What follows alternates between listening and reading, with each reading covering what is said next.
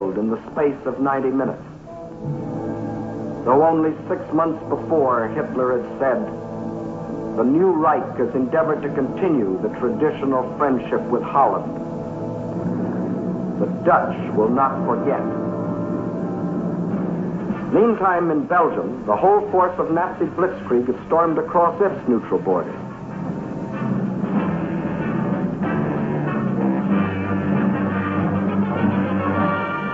The main German attack was directed at the Albert Canal-Meuse River line, the anchor of which was Fort Eben-Emael, a modern and seemingly impregnable fortress. The Germans had secretly built a replica of the mighty fortress in Czechoslovakia and had rehearsed the attack until they knew every detail of the fort's construction and its every weakness. When the real attack came, it was foolproof. Parachute troops, dive bombers, flamethrowers, specially trained engineer battalions, all working together as a well-trained team.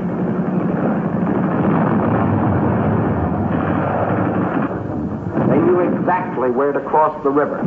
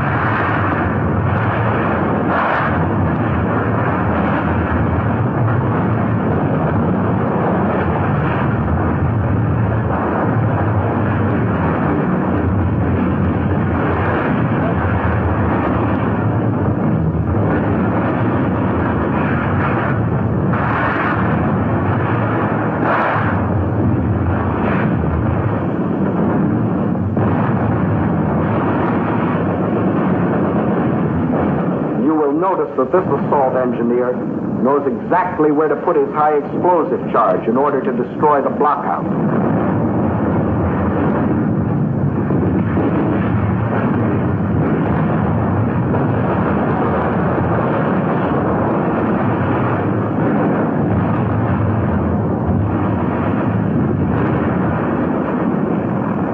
Fort Eben-Emael withstood the Nazi attack exactly 2 days. And the German armies rolled on. Meantime, an hour and a half after the German invasion began, Allied troops crossed the French and Belgian border to meet the advancing Germans.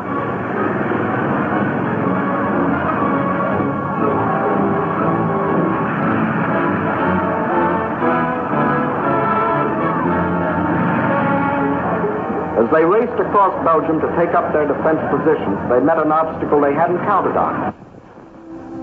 Refugees.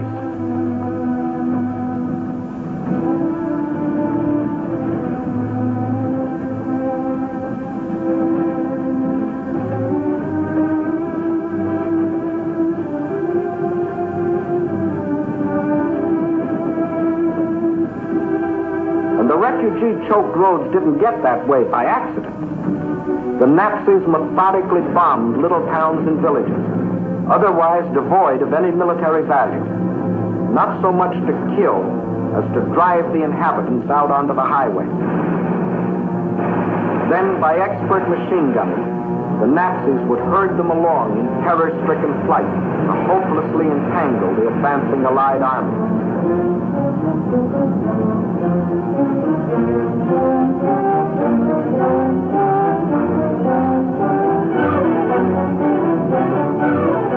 Refugees used as a weapon of war, a new low in inhumanity.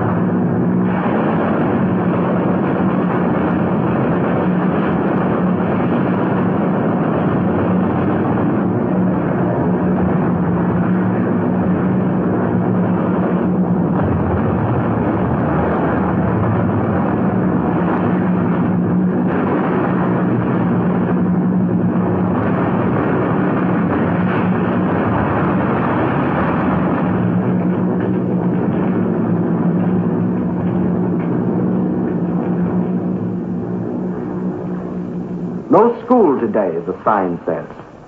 But children are otherwise occupied.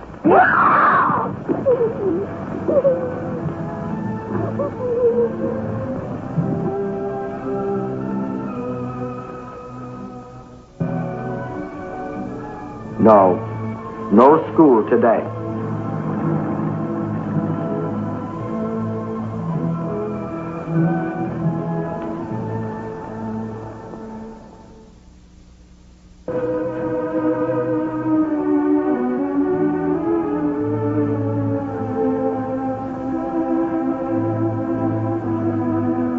Although only 6 months before, Hitler had announced, "The Reich has put forth no claim which might in any way be regarded as a threat to Belgium."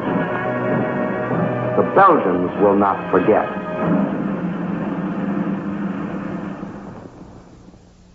And what about the Allies? They were convinced that the German attack on Belgium and Holland was the main thrust, and according to plan had swung their armies like a gate into Belgium. But the attack on Belgium and Holland was only a feint. The main German attack was to be centered where the Allies least expected it, through the Ardennes forest. For this decisive blow, they had secretly assembled the mightiest striking force the world had ever seen, including 45,000 armored vehicles.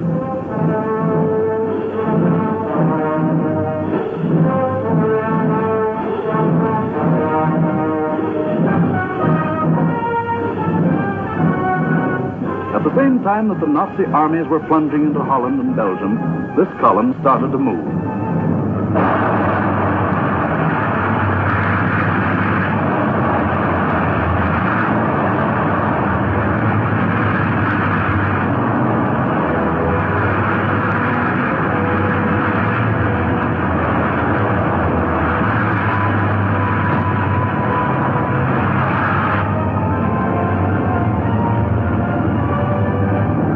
Well-trained engineer battalions went first.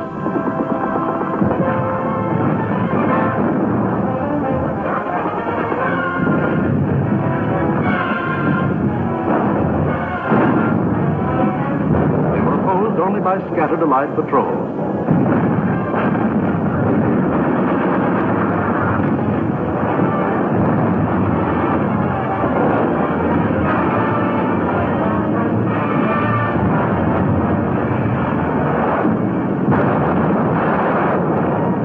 They cleared pathways for the tanks to follow.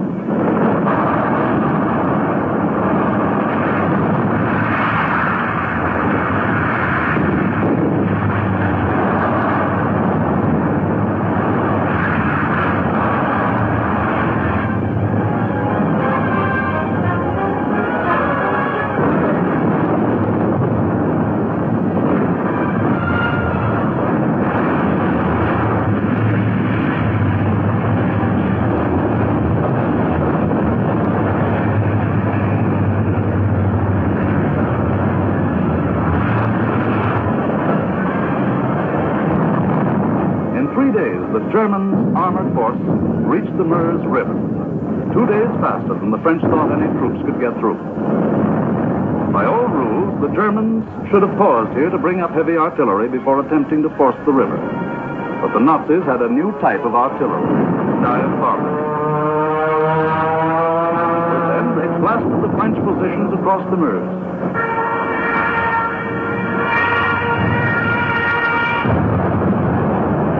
With feverish haste, the Germans laid a barrage across the river with anything and everything that would shoot.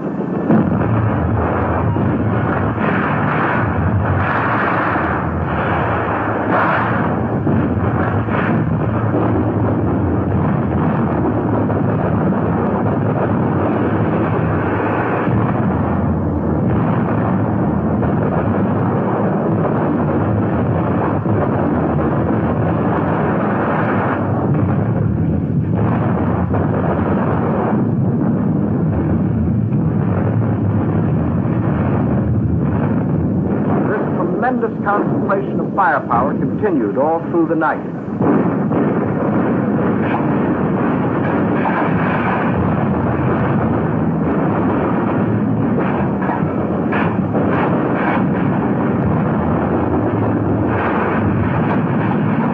By the following day, shock troops were able to get across the river.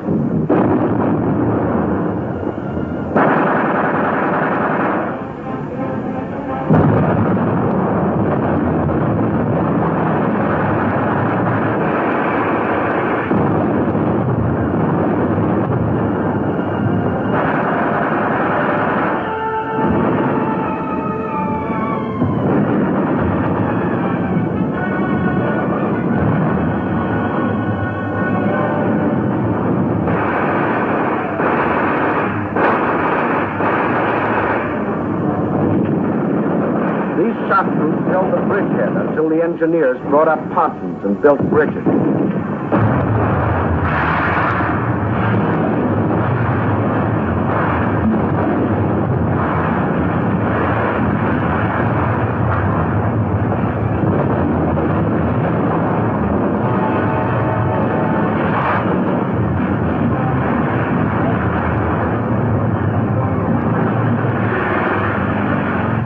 Then, without wasting a moment, across these bridges, the main armored force of the German military machine rolled through the Sudan for the all-important breakthrough into a dismayed and flat-footed France.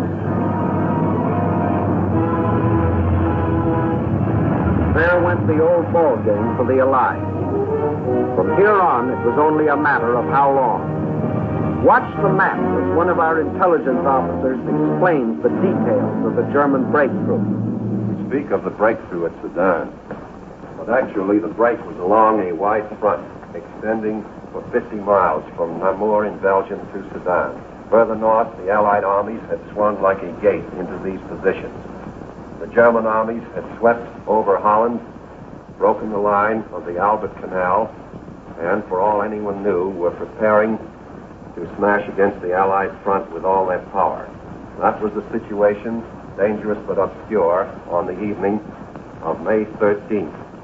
On the 14th and 15th, it became clear that the German breakthrough south of Namur was in the greatest strength, and that the French Ninth Army, attacked while moving into position, had been shattered.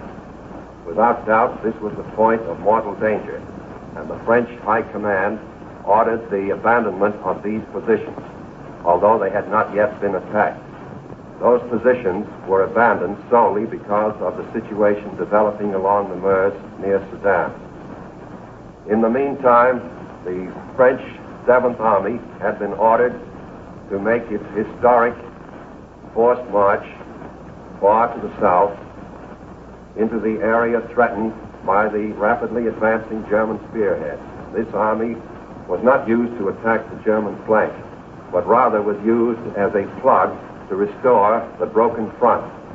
Throughout, the Allies had placed their faith not in offense, but in defense, and the defense was doomed to failure because it was confronted with an entirely new technique in warfare, the plain tank infantry team in action. The world was staggered by the speed with which the German armored columns moved. What was the secret that enabled armies to move so far so rapidly? The secret lay in the organization of the striking spearhead. Armored forces came first, closely followed by motorized divisions, which peeled off